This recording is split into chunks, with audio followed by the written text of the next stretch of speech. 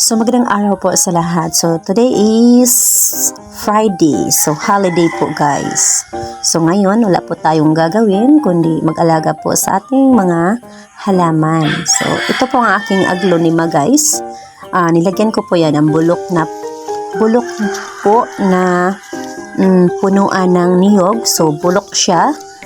So ayan, tinatad-tad ko po yan guys. China-chop ko po para ilagay dyan sa ating aglonema. So yan po yung pangpataba ko guys sa aking mga halaman, sa aking mga aglonema.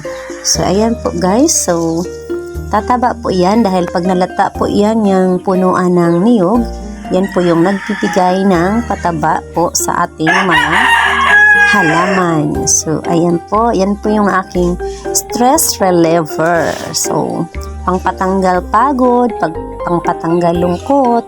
So syempre ganito lang po ang aking libangan sa araw-araw. So tuwing umaga po ko po sila guys inaalagaan, so dinidiligan.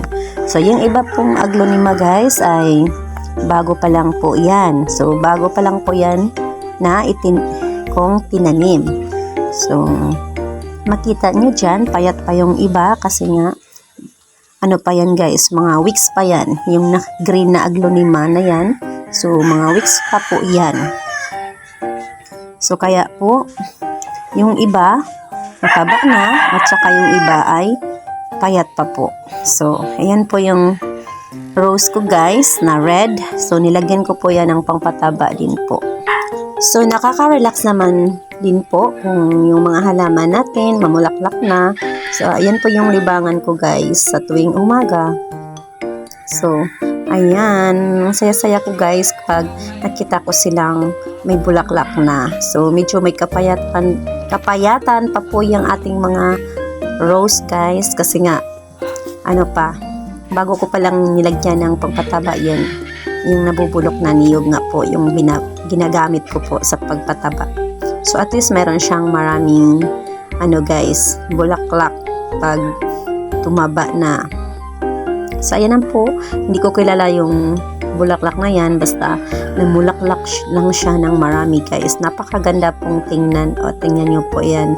So nagbibigay po siya ng maraming bulaklak na nakapagpasaya po sa akin sa tuwing tinitingnan ko yan. So, ayan po yung mga bulaklak ko guys sa aking terrace. So, ayan, tingnan nyo yan. So, yan po yung ano guys, yung orchids na nilagay ko sa hanging pot. So, ang bilis lang nilang nagbigay ng mga bulaklak din po. So, ayan, dyan lang sila sa may stelmating ko na coral or backwood. So, ang ganda naman pong tingnan yan. Mga white po yan na orchids guys. So, yung nilagay ko po dyan ay yung mga balat ng niyog din po guys para tumaba. So yung iba nilagay ko dyan sa may anong tawag niyan ay yung lubi-lubi sa Bisaya guys, lubi-lubi. So mayroon din po akong yellow orchids guys. Oh, ayan, ang ganda po din pong tingnan.